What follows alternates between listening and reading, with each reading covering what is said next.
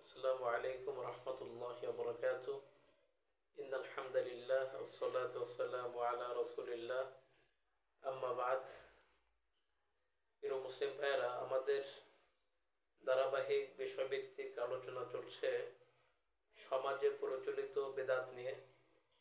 তো এই মাজলিসে একটি বহুল প্রচলিত বিদআত নিয়ে আলোচনা করব, আর সেটি হচ্ছে শবে বরাত উদযাপন করা। বর্তমানে শাবান মাসের 14 তারিখ দিবাগত রাত অর্থাৎ নিসফ শাবানের রাতকে শবে বরাত নাম করে একটি বিশেষ রাত উদযাপন করা হয়ে থাকে।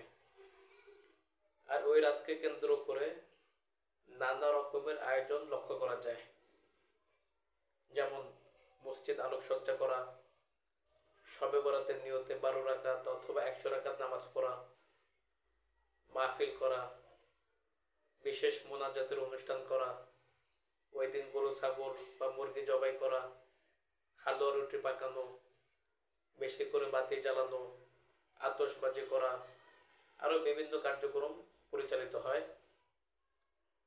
অথচ উক্ত রাতে কোনো ধরনের বিশেষ আমলের কথা হাদিসে উল্লেখ নেই। তবে এ রাতের ব্যাপারে বিশুদ্ধ সূত্রে দুটি হাদিস বর্ণিত হয়েছে। সেই দুটি হাদিস আমি পেশ করছি। প্রথম হাদিসটা হলো আন আবি মুসা আল আশারি রাদিয়াল্লাহু তাআলা আনহু আন রাসূলিল্লাহ সাল্লাল্লাহু আলাইহি ওয়াসাল্লাম قال إن الله لا يطلع في ليلة النصف من شعبان فيغفر لجميع خلقه إلا لمشرك أو مشاحن। আবু মুসা আশারি রাদিয়াল্লাহু তাআলা আনহু থেকে বর্ণিত, রাসূলুল্লাহ সাল্লাল্লাহু আলাইহি ওয়াসাল্লাম ইরশাদ করেছেন, আল্লাহ তাআলা মধ্য শাবানের রাতে মনোনিবেশ করেন এবং তার সমস্ত বান্দাকে ক্ষমা করে দেন, তবে শিরিককারী ও হিংসুকের জন্য কোনো ক্ষমা নেই। এই দুইজন হিংসুক এবং শিরিককারীকে আল্লাহ তাআলা ক্ষমা করেন না।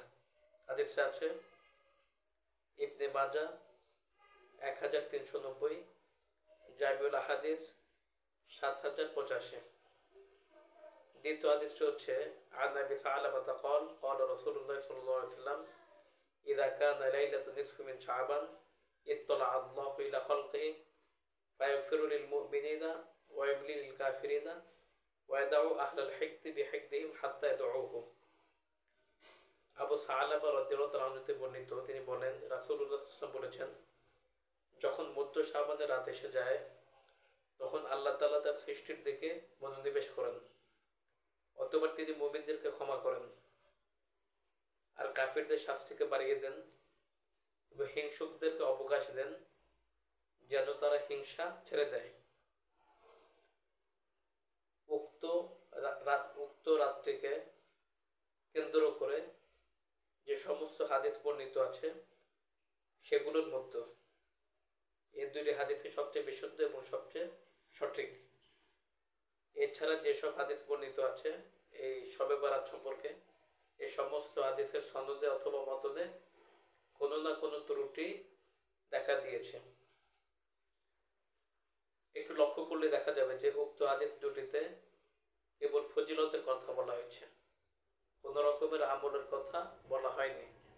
সুতরাং কোনরূপ গ্রহণযোগ্য দলিল ছাড়া উক্ত রাত্রিকে কেন্দ্র করে যে কোনো ধরনের আমল করা অবশ্যই বেদাতের অন্তর্ভুক্ত হবে। এক্ষেত্রে সঠিক নিয়ম হচ্ছে এ রাত্রিতে অন্যান্য রাতের ন্যায় আমল করা। যেমন কারো প্রতি রাতে তাহাজ্জুদের অভ্যাস থাকলে সে তাহাজ্জুদের সালাত আদায় করবে, অন্য রাতে যে আমল করে এ রাতেও একই আমল করবে। এ রাতের কোনো আলাদা বিশেষণ নাই। এর জন্য এই সমস্ত বিষয়টা বেদাত হবে। তো আল্লাহ তাআলা আমাদেরকে শবে বরাত উদযাপন করা থেকে হেফাজত করেন এবং এই বেদাত থেকে গোটা মুসলিম জাতিকে হেফাজত করেন। আমিন ইয়া রাব্বাল আলামিন। আসসালামু আলাইকুম ওয়া রাহমাতুল্লাহি ওয়া বারাকাতুহু।